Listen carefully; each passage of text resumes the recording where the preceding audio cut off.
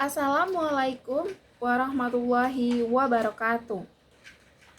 Puji syukur kita panjatkan kehadirat Allah Subhanahu wa Ta'ala atas segala rahmat dan karunia-Nya.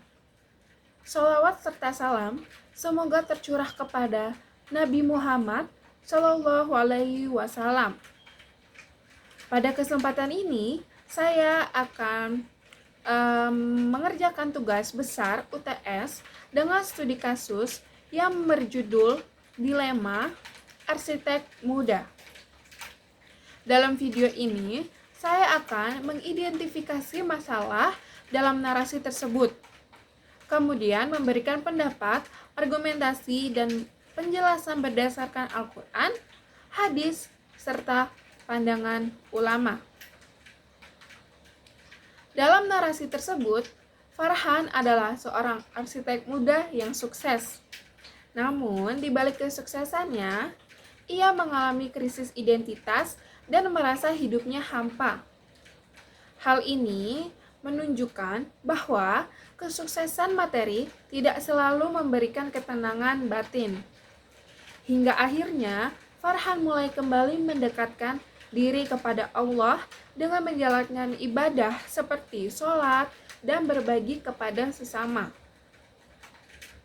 Berdasarkan narasi tersebut, terdapat beberapa permasalahan utama. Pertama, krisis spiritual atau kekosongan batin. Farhan merasa hidupnya tidak bermakna karena terlalu fokus kepada dunia. Kedua, dilema etika dalam pekerjaan. Ia diminta merancang bangunan yang diragukan secara agama, sehingga harus menentukan sikap sesuai syariat Islam.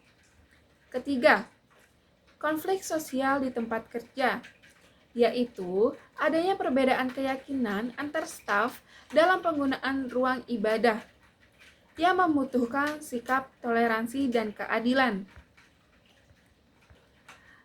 Masalah pertama dapat dijelaskan dalam Al-Quran surat Ar-Ra'd ayat 28. Ingatlah, hanya dengan mengingat Allah, hati menjadi tentram. Ayat ini menjelaskan bahwa ketenangan batin hanya bisa diperoleh dengan mendekatkan diri kepada Allah. Selain itu, dalam surat Az-Zariyat ayat 56 disebutkan, Aku tidak menciptakan jin dan manusia, melainkan untuk beribadah kepadaku. Ini menunjukkan bahwa tujuan hidup manusia adalah beribadah kepada Allah.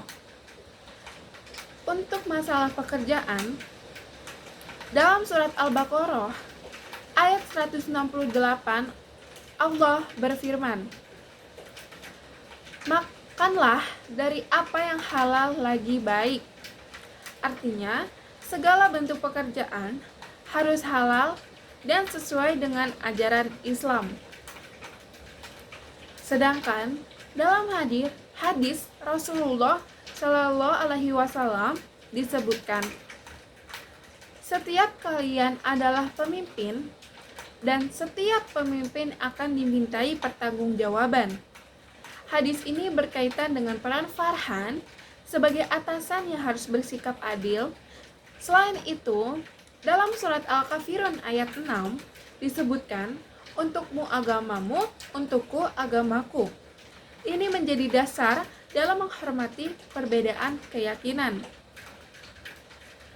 Menurut pendapat saya, langkah Farhan untuk kembali kepada nilai-nilai agama sudah sangat tepat.